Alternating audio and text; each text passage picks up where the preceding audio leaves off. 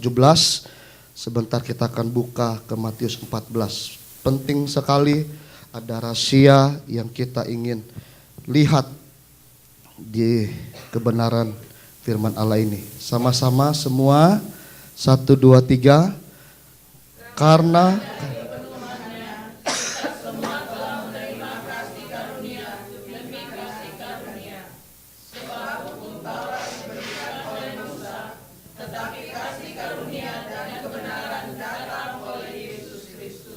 puji Tuhan, silakan duduk.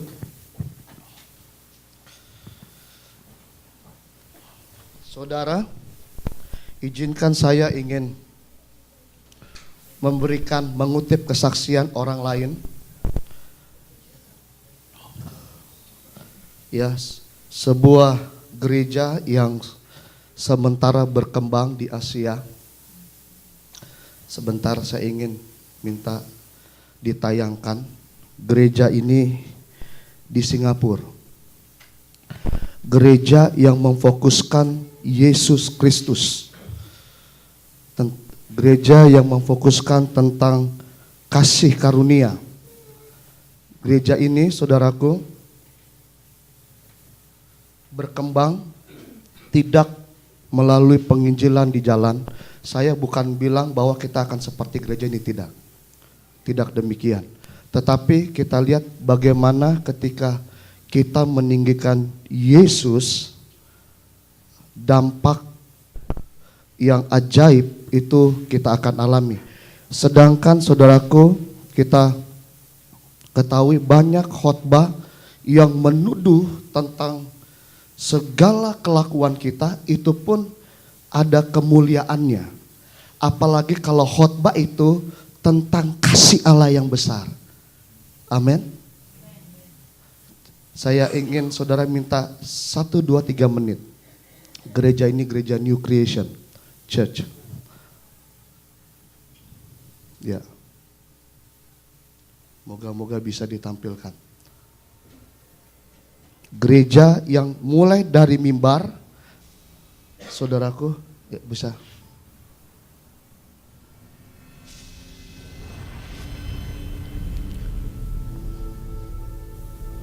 The greatest story ever told is written in the stars, a tale of a promise between a faithful God and fallible man.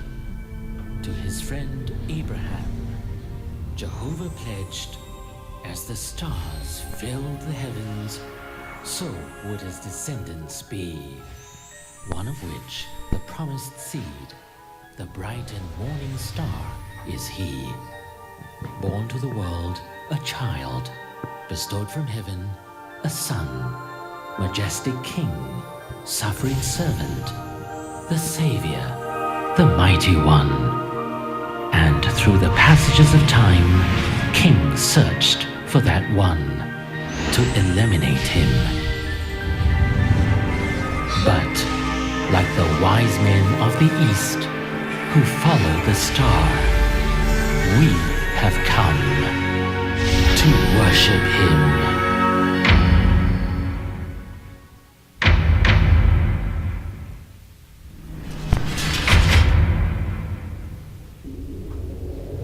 God says, call this place the star.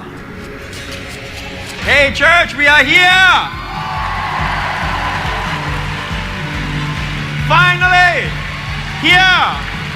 Let me heal all those in the top balcony, the middle balcony, the ground floor. Hallelujah! Hey, hey.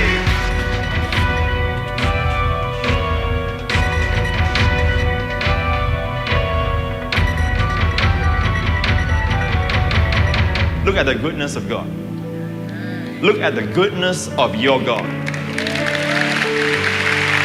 God says, I'm bringing you and the people from the rock, which is earthbound, to the star, which is heavenly. The star is not a place just for Bible knowledge. It's a place where Jesus Christ, the King of all kings and the Lord of all lords, will be unveiled.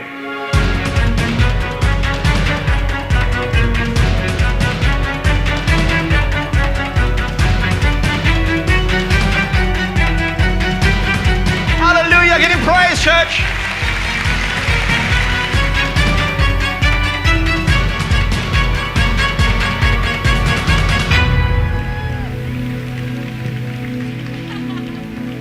God bless all of you. Puji Tuhan, saudara. Ya, mungkin beberapa kita mengenal hamba Tuhan ini, yaitu Joseph Prince. Saudara, gereja yang besar ini tidak ada penginjilan keluar. Mulai dari firman, puji-pujian, itu semua mengagungkan Yesus. Firman Allah berkata, jika aku ditinggikan, aku akan menarik banyak jiwa. Amin. Saudara, kalau dengar khotbah-khotbahnya, tidak ada menuduh-nuduh. Enggak ada. Itu justru, saudaraku, membangkitkan semangat jemaat untuk dekat dengan Tuhan. Beberapa kesaksian, kalau saudara masuk gereja itu karena beritanya tentang kasih, saudaraku, sampai jemaat semua melayani dengan penuh kasih, saudara. Kenapa? Karena Yesus dibukakan di dalam rumah Tuhan. Amin. Amin, saudara. Jadi saudaraku, tahu nggak? Jadi saudaraku, sebenarnya kita tidak memperbesar dosa, tapi kita memperkecil dosa dan memperbesar Yesus. Amin. Amin, saudara. Ada berapa banyak kita, saudaraku, hidup ini banyak kali kita dituduh dengan kesalahan kita. Sehingga saudaraku mau baca Alkitab, mau ke gereja, mau baca firman, kita merasa malu, saudaraku. Kenapa? Karena kita merasa gagal. Dan kegagalan itu bukan cuman saudaraku 1 minggu sekali, itu bisa setiap hari. Tetapi melalui pemberitaan Yesus Kristus, saudaraku, kita mengenal bahwa dosa kita sudah diampuni. Amin. Kita menghadap Tuhan, saudaraku, dengan bebas, dengan darah yang mahal. Amin. Nah, saudaraku, tahun lalu gereja ini, saudaraku, harga gereja ini 480 miliar dolar. Tidak ada skandal keuangan, tidak ada manipulasi. Ada beberapa gereja ada skandal, saudaraku. Skandal keluarga, skandal keuangan. Tetapi gereja ini bersih. Bersih, saudara. Tahun lalu mereka sumbang 4 miliar ke misi. Jika Yesus ditinggikan, dia akan menarik banyak jiwa. Amin, saudara. Bukan berarti kita tidak menginjil keluar, tidak. Kita akan menginjil keluar, saudaraku. Amin. Jadi masing-masing orang berbeda-beda. Nah, saudaraku, ini hanya membangun iman saudara. Kita harus fokus kepada Yesus. Anda bisa gagal, Anda bisa jatuh. Tetapi yuk kita bangun lagi. Fokus kepada Yesus. Amin. Amin, saudara. Puji Tuhan.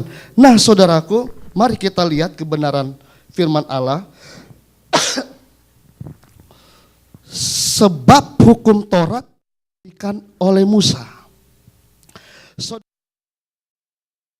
Aja, karena ada yang saya ingin sampaikan suatu kebenaran di dalam Matius pasal yang ke-14 minggu lalu. Saudaraku, hukum Taurat diberikan oleh Musa untuk bangsa Israel. Nah, saudaraku, apa yang kita dapati di dalam hukum Taurat? Hukum Taurat, cepat saja, saudara bisa buka hukum Taurat pasal yang Roma pasal yang ke-7, ayatnya yang ke-7.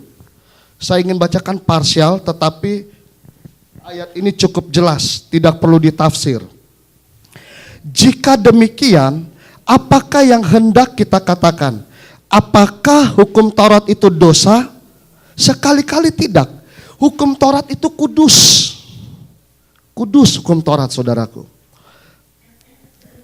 Sebaliknya, justru oleh hukum Taurat, garis bawah ini, aku telah mengenal dosa. Hukum Taurat akan membuka dosa saudara. Hukum Taurat akan membuka semua perbuatan jahat saudara. Saudaraku, bagi Tuhan dosa itu sama.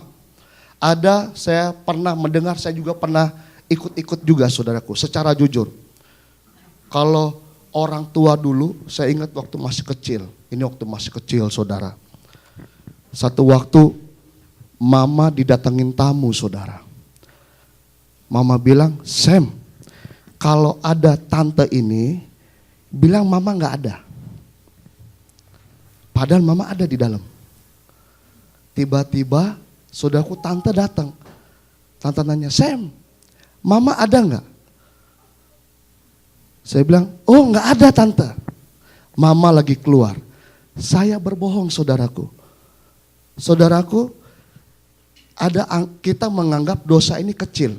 Tetapi dosa seperti ini dengan dosa berzina dengan wanita 6 kali itu sama di mata Tuhan. Saudara harus tahu itu. Tidak ada tingkatan dosa. Bagi Allah, sin is sin. Dosa is dosa. Oh, untuk kebaikan gak apa-apa. No. Maka itu agama akan mengajarkan saudara seperti itu. Tetapi Yesus tidak demikian. Anda bisa dapatkan di agama itu. Oh, berbohong untuk kebaikan is okay. Tetapi bagi Allah, dosa kecil, dosa besar sama. Ingat baik-baik saudaraku. Karena ada kebanyakan orang percaya berdosa yang kecil-kecil saudaraku, sekali-sekali, tetapi lama-lama menjadi besar saudaraku. Susah untuk berhenti, susah untuk diputuskan. Kenapa? Sudah mengikat. Di pemandangan Allah, dosa is dosa. Tidak ada dosa abu-abu, tidak ada dosa putih, tidak ada. Tidak ada. Saudara harus tahu, dosa is dosa. Oke? Maka itu saudaraku, 10 hukum Taurat ada dosa berzina, janganlah berzina, janganlah berdusta, itu setara semua. Tidak ada bagian-bagian. Ini Taurat diturunkan langsung dari Allah. Jadi tidak ada dosa kecil, dosa besar. Dosa is dosa. Hukumannya sebelum Yesus hadir sama. Hukumannya sama.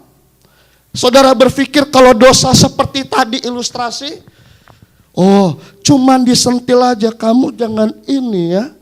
Jangan suka ngebohong seperti itu. Saudara pikir cuman disentil. Kalau berzina, waduh, Anda bisa dipukulin orang. Itu buat pengajaran manusia atau agama.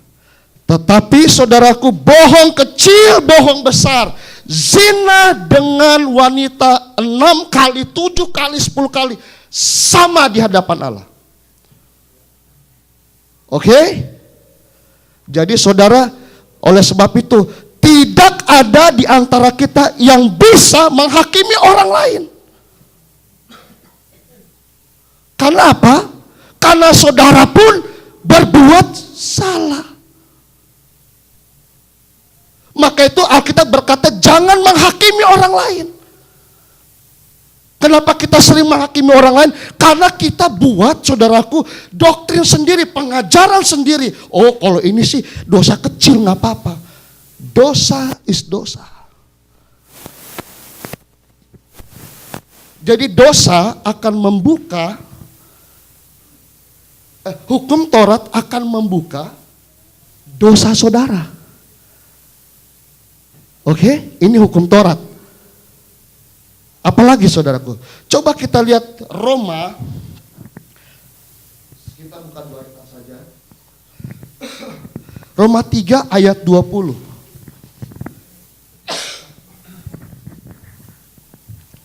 Roma 3 ayat 20.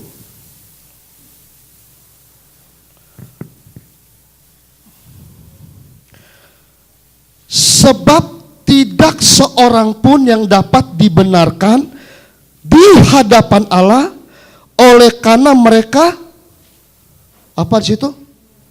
Melakukan hukum Taurat. Hukum Taurat itu kudus, tetapi hukum Taurat tidak bisa membenarkan saudara. Enggak bisa. Hukum Taurat hanya menunjuk saudara. Tolong boleh nggak slide-nya? Yohanes 1 ayat 17. Ini dia hukum Taurat, saudaraku. Hukum Taurat akan membuat jari Allah tertuju kepada saudara. Kamu pendosa. Kamu berdosa. Ini hukum Taurat, saudara. Allah akan menunjuk dosa saudara. Tetapi saudaraku, kita bersyukur untuk pengorbanan Yesus. Amin.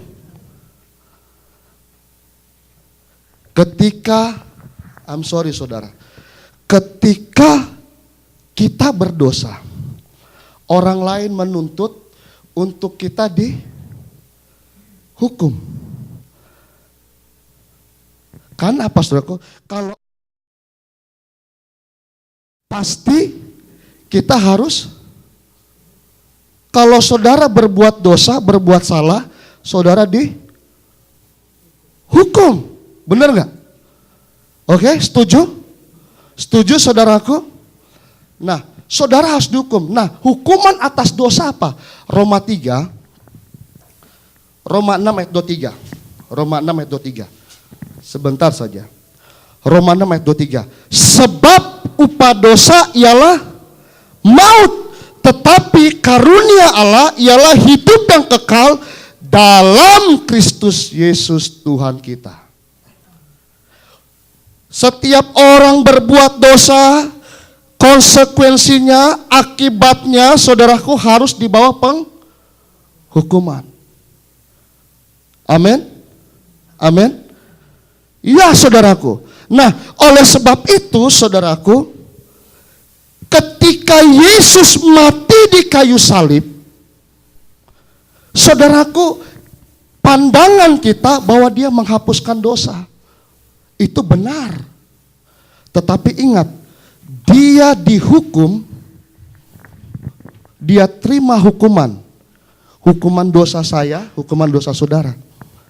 Jadi saudaraku begini, kalau kita harus dihukum karena dosa kita, berarti saudaraku, bagaimana kebenarannya saudaraku, sedangkan Yesus dia mati oleh karena dosa kita. Dosa kita ditanggung sehingga Yesus dihukum di kayu salib. Dia dihukum karena dosa kita. Kalau kita berbuat dosa kita dihukum. Ini kebenaran yang kacau balau namanya. Setuju? Kebenaran yang kacau balau ini, saudaraku. Kalau kita dihukum, berarti saudaraku, Yesus mati bukan dihukum. Sedangkan dia pikul dosa. Oleh karena dia pikul dosa kita, dia dihukum. Karena dosa kita. Jadi saudara, kalau sampai saudara punya doktrin bahwa saudaraku, saya harus dihukum karena dosa saya, saudaraku, ini kebenaran kacau balau. Benar, saudaraku. Tetapi tidak demikian. Yesus, saudaraku, dia menebus dosa kita, dia dihukum oleh karena dosa kita. Sampai kita mati di liang kubur, Yesus menjadi taruhan, jaminan buat saya dan saudara. Sebenarnya kalau saya berdusta hari ini, sekarang ini saya berdusta, saya berzina hari ini, saya bunuh orang hari ini, saya sudah menghukum Yesus 2000 tahun lalu. Amin. Yesus sudah tidak datang lagi harus setiap saya berdosa, setiap saya bunuh orang, saya berbohong, saya berzina, Yesus harus turun. Hari ini dia turun, dia naik lagi. Hari ini dia turun, naik lagi. Penebusan terus menerus ini. Tetapi sekali untuk selamanya, it is finished. ini standar Allah. Berarti, wah yang masuk surga banyak dong. No. Yang masuk surga itu saudaraku bukan soal kasih karunia itu gampangan, bukan. Allah yang tahu persis hati saudara. Tapi standar pengampunan Allah jangan dikurangkan. Oke? Apa yang dia kerjakan buat saudara, buat bumi ini, jangan direndahkan, jangan dikurangi. Ini bukan persoalan masuk surga atau masuk neraka. Dia maha tahu siapa yang mau masuk surga atau masuk neraka. Amin. Jadi saudara jangan atur Tuhan. Wah dia pasti masuk neraka dia nih. Dia berzina nih. Saudaraku tahu nggak? Matius pasal yang ke-7, hari-hari terakhir ada 3 kelompok mewakili orang percaya. Ada orang bernubuat demi namaku. Ada orang mengusir setan demi namaku. Apalagi saudaraku? Hah? Ada orang menyembah. Satu lagi apa? Bernubuat, mengusir setan, menyembuhkan, nggak masuk surga. Kenapa demikian? Saudaraku, ayat berkata, aku tidak kenal engkau. Itu ada kebenaran yang luar biasa saudaraku.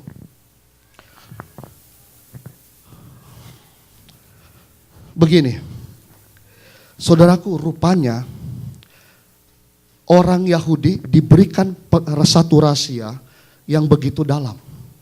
Saudara tahu nggak? Banyak kita mengira begini, khususnya orang Pantekosta karismatik. Wah, sebuah penyembahan, sebuah penyembahan itu adalah nyanyian dan pujian, penyembahan. Oh, wrong saudaraku. Penyembahan yang paling tertinggi, saya kaget. Saudaraku, yang sangat-sangat alkitabiah. Bukan penyembahan paling tertinggi, bukan ketika Anda menyanyi, Kaulah segalanya. Setiap hari begitu, bukan. The highest worship yang Allah tunjukkan kepada orang Yahudi adalah belajar. Anda kaget. Saudara lihat ini. Penyembahan yang paling tinggi bagi Allah ketika kita belajar mengenal Allah. Ini penyembahan paling tinggi saudara. Saudara lihat Musa. Musa itu punya pendidikan paling tinggi. Dia orang yang terpelajar di Mesir.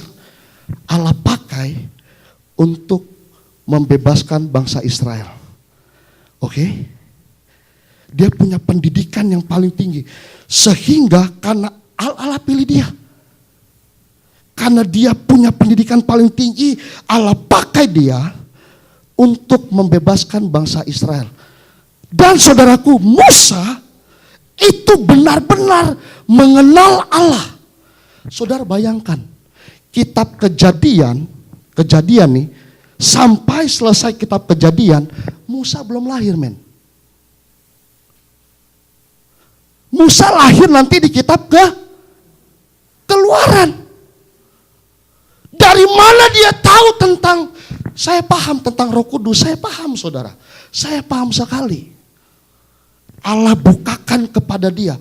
Apalagi saudaraku, Tuhan bukakan tentang tabernakel. Ini dari mana ini? Sampai alat-alat yang paling kecil, dia hafal saudaraku. Paku artinya apa? Tiang penganga artinya apa? Dia ketemu Tuhan, tiba-tiba saudaraku dari Gunung Sinai dia turun buat tabernakel. Yang saudara lihat itu kitab Keluaran sampai kitab Imamat itu serba aturan semua. Oke? Saudara lihat, jadi penyembahan paling tinggi bagi Allah ini Tuhan ajarkan untuk orang Yahudi loh. Dan sampai kepada perjanjian baru. Nanti kita akan lihat. Sebentar saja. Saudaraku, karena Musa, saudaraku, punya kerinduan untuk mengenal Allah, punya pendidikan untuk pengenalan akan Allah, pengetahuan tentang Allah. Saudaraku, Allah perhitungkan itu sebagai penyembahan paling tertinggi, sehingga Musa menulis kitab yang paling banyak dalam perjanjian lama, 5 kitab. Itu Musa. Ntar kita lihat perjanjian baru. Musa ketemu Allah di Gunung Sinai. Dia bersumpah dengan Allah. Oke, sekarang kita lihat perjanjian baru, saudara. Perjanjian baru, saudara tahu gak siapa? Rasul Paulus. Rasul Paulus punya pendidikan paling luar biasa. Dia tulis kalau gak salah belasan kitab, 11-13 kitab. Rasul Paulus, saudaraku. Tuhan pakai Rasul Paulus. Kalau Musa menyembah ketemu Allah di Gunung Sinai, Rasul Paulus diangkat oleh Allah di langit ketiga. Saudara lihat ini. Penyembahan paling tertinggi Tuhan taruh di dalam orang Yahudi adalah mengenal Dia, memahami Yesus. Amin. Yesus waktu dia naik ke sorga, saudaraku, dia katakan apa? Jadikan semua bangsa muridku. Bukan berarti mendirikan sekolah teologi. Artinya apa? Dengan adanya murid, mereka akan memahami tentang Allah. Murid suka belajar. Ini pesan Yesus terakhir, saudaraku. Ini perintah. Jadikan semua bangsa muridku. Apa maksudnya? Jadikan mereka penyembah-penyembah Allah yang paling tertinggi. Amin. Amin, saudara. Ini luar biasa, saudara. Jadi saudaraku, ada banyak. Saudara, jangan kaget kalau gereja ini, waduh, demonstrasi banyak gerejanya. Wah, mujizat terjadi. Orang dilepaskan dari rasukan kuasa jahat. Tapi Yesus satu kali dia berkata, aku tidak pernah mengenal engkau. Kenapa? Karena kita tidak mau pernah mengenal Dia. Orang ini maunya kuasa. Saudaraku, orang kalau lihat orang menyembuhkan sakit, saudaraku, itu luar biasa. Menyembuhkan orang sakit, saudaraku, buat saya jauh lebih hebat ketika Tuhan belah laut Teberau. Saudara tahu laut Teberau? Itu terbelah oleh Allah. Menurut perintahan 5 mil. Itu laut terbelah 5 mil. Waktu bangsa Israel keluar dari Mesir, ingin ke kanan, saudaraku, dihadang oleh Firaun. Tidak ada jalan, Tuhan buat jalan. 5 mil dia buka itu jalan. Ini penelitian. Saya yakin untuk membawa keluar bangsa Israel melewati, saudaraku, serangan Mesir bukan cuma untuk 2 orang. Jalannya cuma 2 orang. Allah itu enggak sempit. Amin. Dia kalau buka jalan besar-besar. 3 juta orang ini. Kalau cuma 2 orang untuk keluar, untuk bebas dari serangan Mesir, saudaraku, itu bukan Allah. Belum onta-onta, belum anak-anak. Emang ini mau antrian di Magic Mountain apa? Amin. Allah buka jalan besar-besar. Lihat, bagi saya oke, terus tergantung orang. Kalau kita terharu lihat orang lumpuh bisa jalan, buta bisa melihat. Tapi Anda pernah gak merenungkan, laut dibuka oleh Allah besar-besar. Tapi generasi yang keluar dari Mesir melihat mujizat dibasmi habis sama Allah. Tidak ada yang mengenal Allah. Semua sungut-sungut. Gereja hari-hari ini hanya memberitakan tentang engkau pasti diberkati, itu amin.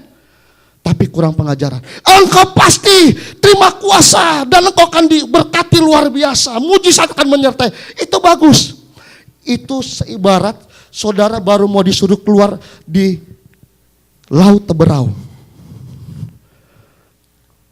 Kristen yang maunya mujizat. Maunya perkara-perkara besar. Tetapi tidak mau mengenal Allah. Jadi bagi Allah, penyembahan paling tinggi adalah memahami Allah, mengenal Allah. Buka firman Allah, engkau renungkan firman Allah. Kenallah dia, siapa dia. Saya jamin engkau pasti masuk surga. Amin. Beri kemuliaan buat Tuhan. Benar saudaraku, karena kata mengenal di situ ginosko. Kamu tuh tidak intim. Kamu tidak intim dengan aku. Itu artinya saudara. Nah, oleh sebab itu saudaraku, sarana Allah untuk membuat Anda jadi intim, kasih karunia. Amin. Kasih karunia. Yesus. Kita banyak dosa, tetapi kita jangan tertuduh terus karena dosa kita. Kita pandang Yesus. Karena darahnya darah yang mahal. Amin. Darahnya tidak bisa diragukan. Orang bisa menuduh saya, waduh dia mah tukang bohong terus. Dia tukang bohong terus. Dia berzina terus. Tapi dalam hatimu, Tuhan tolong aku. Aku sudah ditebus dengan darahmu. Aku ingin keluar Yesus. Engkau menangis sendirian. Orang melihat engkau kotor. Tetapi Allah melihat engkau punya kasih karunia. Amin. Amin saudara. Saudaraku, Anda cuma bisa lihat apa yang Anda tahu. Tapi mungkin Anda lebih jahat dari apa yang Anda tahu. Orang yang Anda tahu berbuat dosa. Anda mungkin lebih jahat. Benar saudaraku. Jadi no more condemnation. Kenapa? Karena kasih karunia. Saya ingin cepat saja kita lihat apa sih hukum itu. Saya penasaran, saya coba mau cari tahu apa sih hukum. Hukum saudaraku seperti ini. Boleh? Artinya, oh lewatin. Boleh, udah lewat tadi. Definisi hukum, oke? Peraturan yang secara resmi dianggap mengikat. Yang dikukuhkan oleh penguasa dan pemerintah. Ada yang kedua, undang-undang atau peraturan dan sebagainya. Untuk mengatur pergaulan hidup masyarakat. Tapi saya ingin ambil satu kata saja. Hukum artinya peraturan. Saudaraku, ketika kita melanggar peraturan, maka kita dihukum, oke? Coba yang berikut boleh. Terus, oh ini ada beberapa tingkatan hukum. Oke, sebentar. Menghukum, berarti saudaraku, kita akan dihukum. Oke? Jadi, hukum itu akan menghukum orang itu. Oke? Apa artinya menghukum? Menjatuhkan hukuman kepada, membiarkan orang menderita atau susah sebagai balasan atas pelanggaran yang telah dilakukannya. Ini definisi hukum. Jadi saudaraku, hukum itu akan membuat saudara susah. Nah, saudaraku, itu hukum. Jadi saudaraku, kalau Yesus datang ke dunia ini untuk menghukum saudara, ini bukan Yesus ini. Sedangkan dia menanggung dosamu. Dia yang tidak berdosa dijadikan berdosa karena saudara, akhirnya dia dijadikan berdosa, dia dihukum atas dosa saudara oleh Allah Bapa. Itu pengertiannya. Simple. Amin. Yesus menanggung pelanggaran saya, dosa kecil, dosa besar. Dia tanggung dan dia dihukum. Ibaratnya begini, kalau Bapa marah dari mimbar ini kepada saudara, Yesus begini. Lihat aku Bapak. I'm sorry, ini Alkitab. Ini pengajaran. Jadi Bapak tidak melihat dosamu. Yang Bapak lihat Yesus yang menanggung dosamu. Amin. Inilah pengajaran kekristenan. Dan ini Alkitabiah. Amin. Waduh, enak sekali. Sekali selamat tetap selamat. No. Keselamatanmu itu tergantung. Allah lah yang menghakimi saudara. Artinya begini. Allah yang tahu imanmu sampai di mana. Keintimanmu sampai di mana. Anda bukan hakim. Ada hakim yang paling adil, yang paling benar di luar saudara. Amin. Amin saudara. Ini luar biasa saudaraku. Sebenarnya Anda masuk gereja, Anda pujiannya jingkrak-jingkrak. Anda memuji terus menari. Bukan menari. Menari. Kenapa? Anda dibebaskan oleh Yesus. Amin. Oke? Ini Yesus saudaraku. Ini Yesus yang mengasihi saudara. Saya mendapat, saudara bisa lihat di Facebook, oke? Facebook itu ada Jesus Daily. Hari-hari bersama Yesus. Menyentuh hati saya saudaraku. Ada satu gambar begini. Waktu Yesus disalib. Terus ada tulisan di situ. I love you. Luar biasa. Saya mau tanya sama saudara.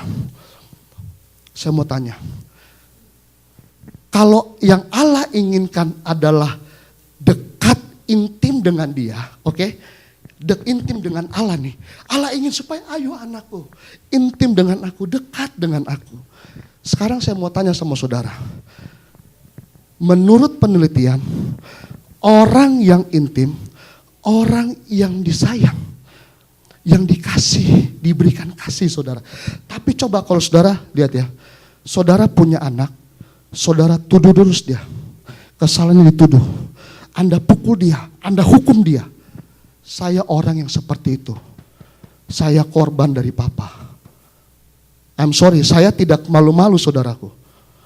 Papa saya kejam kalau marah sama saya. Saya bisa seperti, waduh, bukan anak saudaraku. Tapi antara, ya serius, antara papa dan anak. Karena papa hidup dengan penghukuman. Saya dekat, saya tidak dekat dengan papa. Tapi saya bersyukur ketika saya terima pelayanan pendeta Roni Sujak di Bible Camp. Bicara tentang kasih. Saya dirubahkan saudara. Waktu papa saya berangkat, kami bermesra-mesraan di mobil. Saya peluk papa, saudara. Papa nangis, saya nangis. Dulu gak bisa begitu, saudara.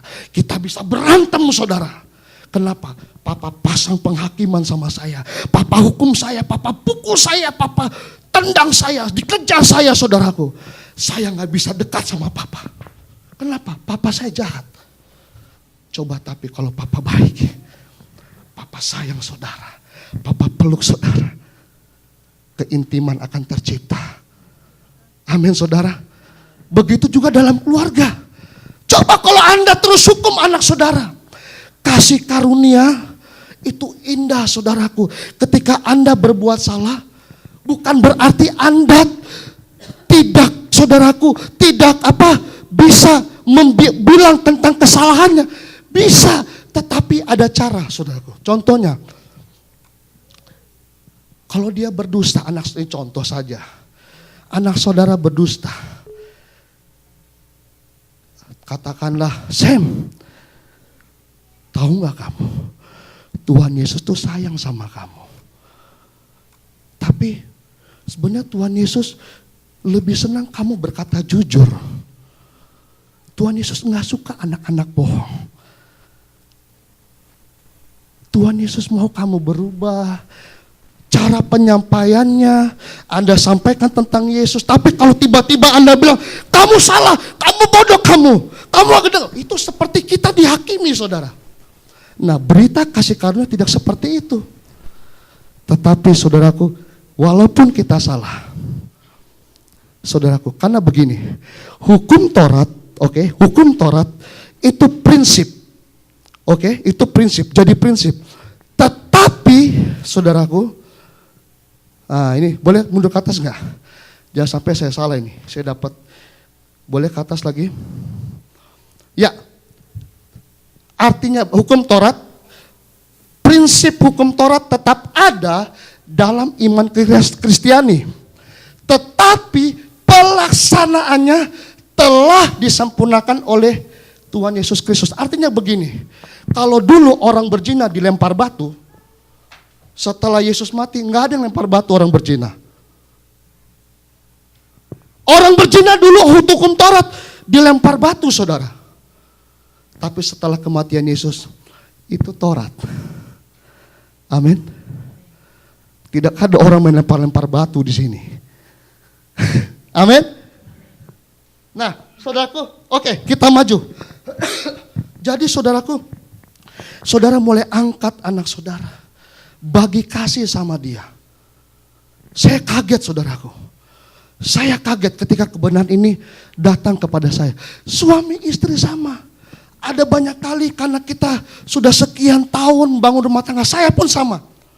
Tapi saya ingatkan kepada istri, yuk tetap kita bisa gagal, tapi ayo kita coba terus. Bangun kasih karunia. Jadi tidak cepat, kalau ada kesalahan saudaraku, tidak cepat langsung marah emosi. Karena kalau Taurat dia bisa terus langsung nuntut, langsung tunjuk. Tapi kalau kasih karunia, kita harus belajar meredam itu, dihilangkan, penuh kasih sayang. Lihat istri tadinya cemberut, mukanya seremen, tapi kita rubah jadi muka Yesus itu. Wajahmu wajah Yesus, sayang. Biar serem, mama, aduh, tapi aku lihat Yesus di balik muka, di depan mukamu. Amin, saudara. Cuma satu orang yang mau tepuk tangan. Amin, saudaraku. Anak kita sudah jengkel. Nanti sampai rumah papa, papa mau sabat kamu. Tapi saudara pandang Yesus. Lihat dia di dalam kasih karunia. Amin. Supaya dia intim dan dekat. Oke, papa, mama. Saya begitu, sudah terus terang. Isi saya terus ayolah kita bangun kasih karunia. Jatuh bangun, ya serius saudaraku, jatuh bangun. Saya bilang baru sebelum aham saya udah jatuh bangun dulu, sama-sama saudara. Amin, saudara. Coba saudaraku, waduh, kalau kita nggak ada kasih karunia, lihat istri seperti singa yang memangsa kita, saudaraku. Lihat suami seperti memangsa kita, mengganggu sejahtera kita. Saudaraku, waduh, kayaknya nggak enak hidup ini, benar nggak saudara? Tapi kalau kita lihat istri, walaupun cem, kita lihat Yesus. Amin. Coba lihat papa mama, aku lihat Yesus di wajahmu. Amin, saudara. Nah, saudaraku, kita lihat di sini. Saya akan lompat, saudaraku, ke firman Allah di dalam kitab Matius. Saudara lihat ini ya. Ketika kita dalam kasih karunia. Saudara, minggu lalu saya bilang begini. Yesus berjalan di atas air. Amin. Amin. Ini inti, saudaraku. Ini penting sekali. Walaupun hanya singkat tapi penting. Saya ingin selesaikan di sini. Waktu Yesus jalan di atas air, berkomunikasi dengan Petrus, Yesus bilang, keluarlah, datanglah kepadaku. Sekali saja, saudaraku. Petrus dengar firman yang membangkitkan iman. Oke? Benar gak, saudara? Cuma satu yang bilang benar. Petrus dapat perintah dari Yesus suruh berjalan di atas air, saudaraku. Terbangunlah imannya Petrus. Oke? Waktu Petrus keluar, Yesus nggak bilang begini, "Come on Petrus," firmannya datang terus menerus. "Come on Petrus, kamu bisa jalan. Ayo, lihat aku, pandang aku." Cukup sekali firman. Oke? Cukup sekali. Ketika dia melangkah, dia ada dalam kasih karunia. Karena apa? Karena dia memandang Yesus. Kasih karunia. Dia tidak lagi dengar Yesus berfirman, tetapi dia fokuskan kepada, saudara, apa sih kasih karunia? Simpel saja. Kasih, saudaraku, kalau saudara bilang kasih kan karakter, iya enggak?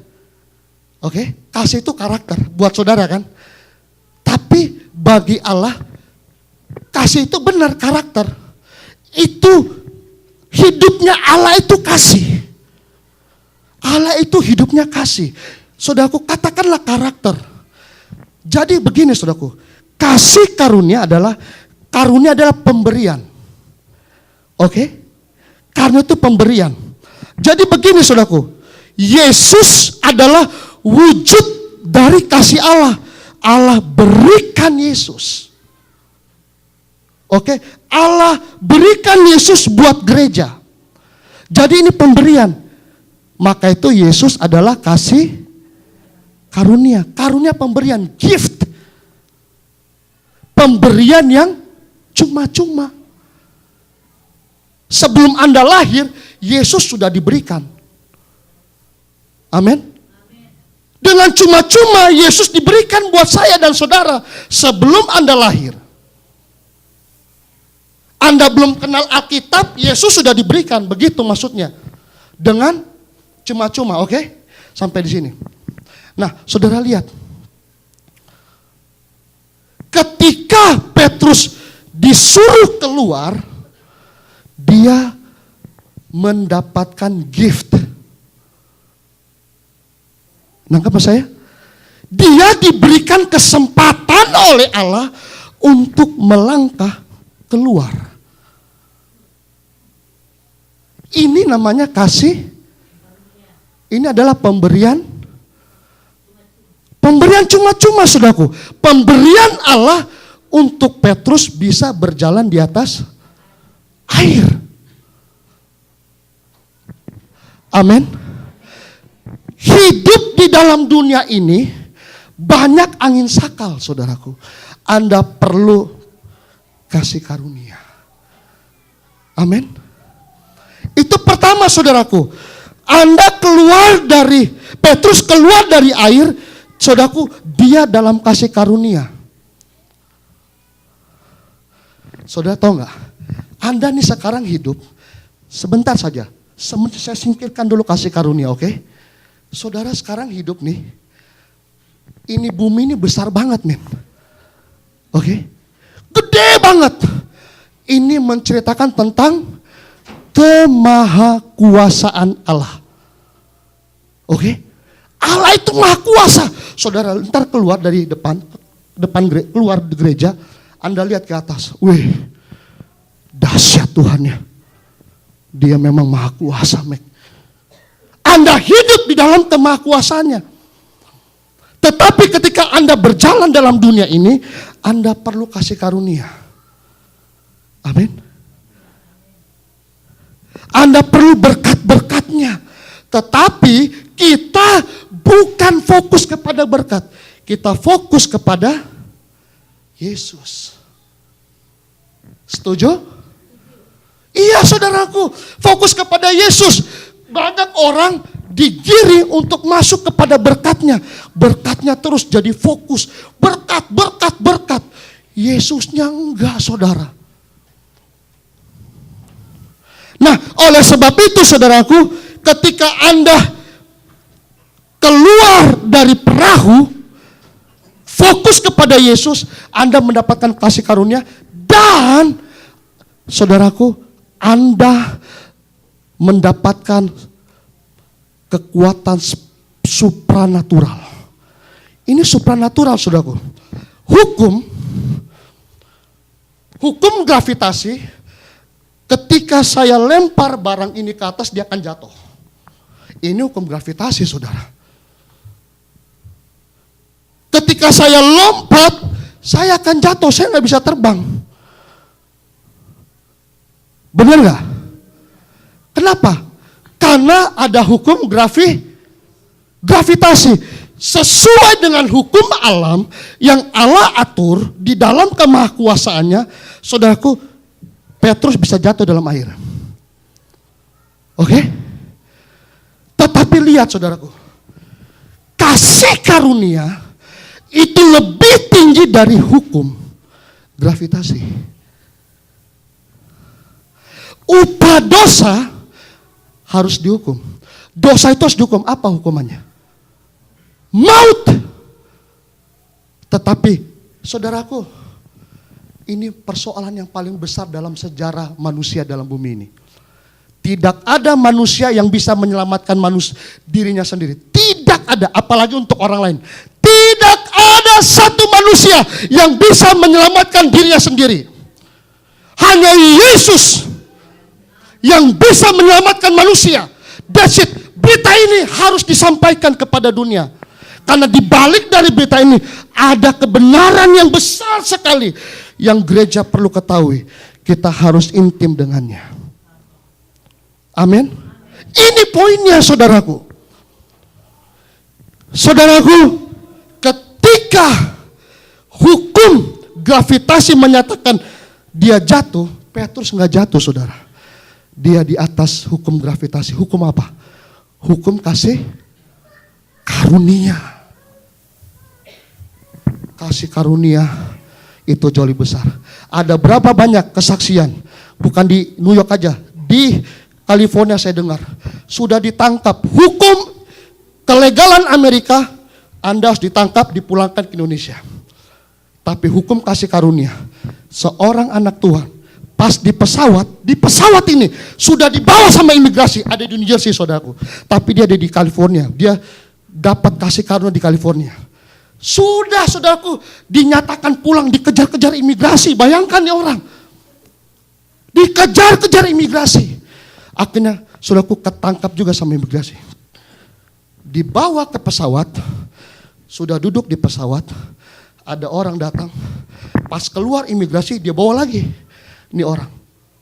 Hukum kenegaraan, hukum imigrasi, dia harus pulang.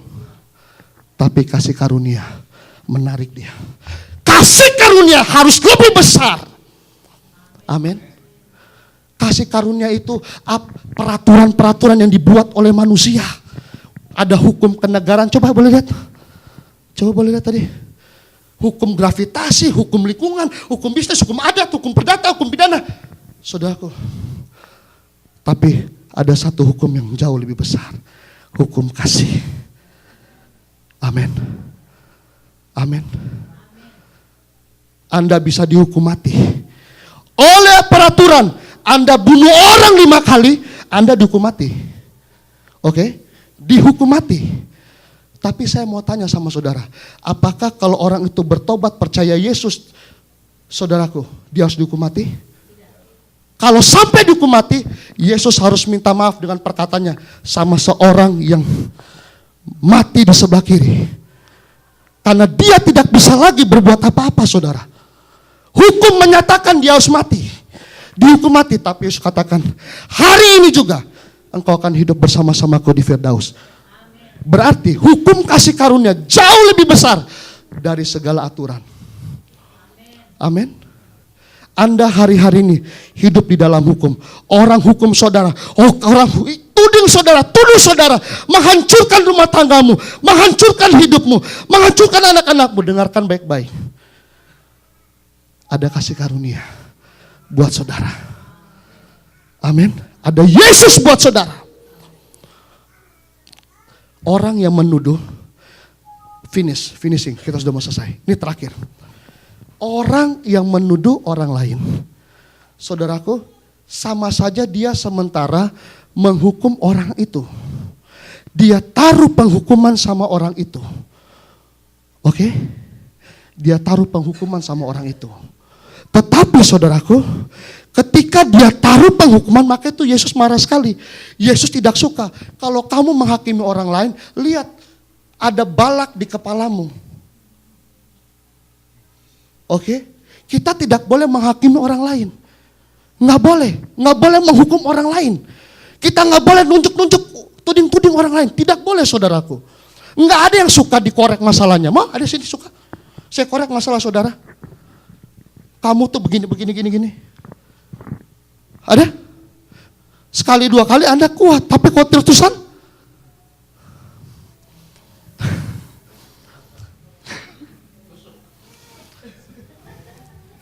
saudaraku, jadi ketika dia pasang penghukuman, dia pasang Taurat untuk orang ini. Oke, dengar nih. Ketika orang ini pasang Taurat, pasang penghukuman, dia mendapat kasih karunia. Allah akan bela dia. Pasti.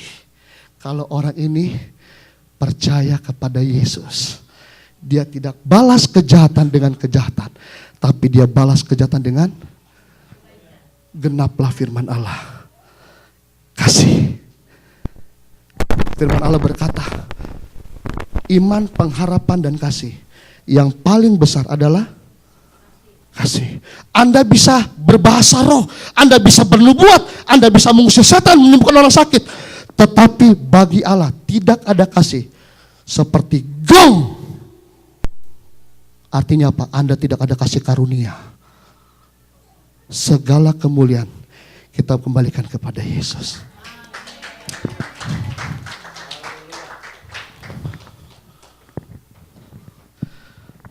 Kita bangkit berdiri.